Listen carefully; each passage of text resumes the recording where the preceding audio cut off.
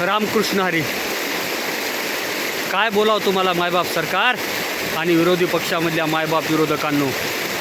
तुमचं राजकारण मस्त आहे, अधिकाऱ्यांच्या पगारी भारी आहेत, व्यापाऱ्यांचा व्यापार जोरात आहे, पण आमचं काय?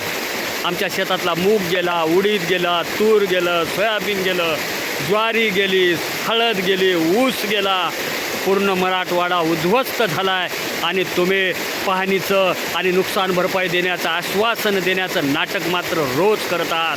ह्या कुठल्या नदीचं पाणी नाही तर ह्या शेतातून दुसऱ्या शेतात वाहत आलेलं पाणी आहे. ही अवस्था आहे माझ्या गावच्या पावडेवाडीतल्या शिवाराची. मायबाप सरकार, तुम्ही लक्ष देणार नाहीत आणि देताल तरी का? कारण तुम्ही शेतकऱ्याचे पुत्र म्हणून घेत असाल तरी तुम्ही स्वतःला शेतकरी समजत नाही. ही वस्तुस्थिती आहे.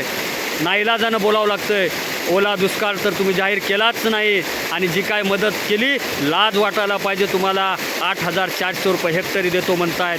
थोडी तरी लाज मनाची तरी वाटू द्या. जनाची तर लाज तुमच्याकडे राहिलीच नाही. बोलणार कारण आमचा संयम सुटला आहे. आमचे शेतकरी पुरात वाहून गेलेत, काही जण वीज पडून मेलेत, अनेकांची जनावरं मेलेत, शेळ्या मेलेत, म्हशी गेल्यात, गायी गेल्यात, पिकाची नासोडी झाली, भाजीपाला सत्यानाश होऊन गेला, फुलशेती उद्ध्वस्त होऊन गेली, खायचे आमचे वांदे होऊन बसलेत. आम्ही उद्ध्वस्त झालो आहे आणि तुमचे गोडवे आम्ही कसे आणि काय म्हणून आणि किती दिवस आणखी गायचे?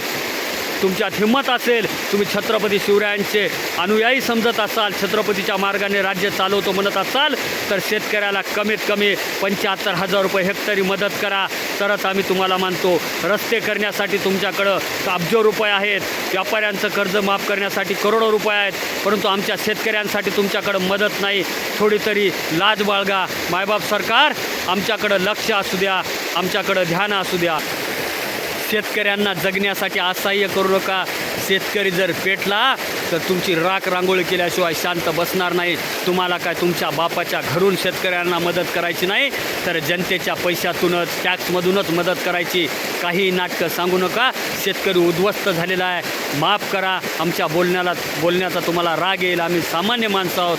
मायबाप, आम्ही तुम्हाला नाही तर बोलायचं कुणाला? तुम्ही मदत कराल या अपेक्षेसह मी शिवाजी महाराज पावडेवाडीकर सर्वांना पुनश्च रामकृष्ण हरी.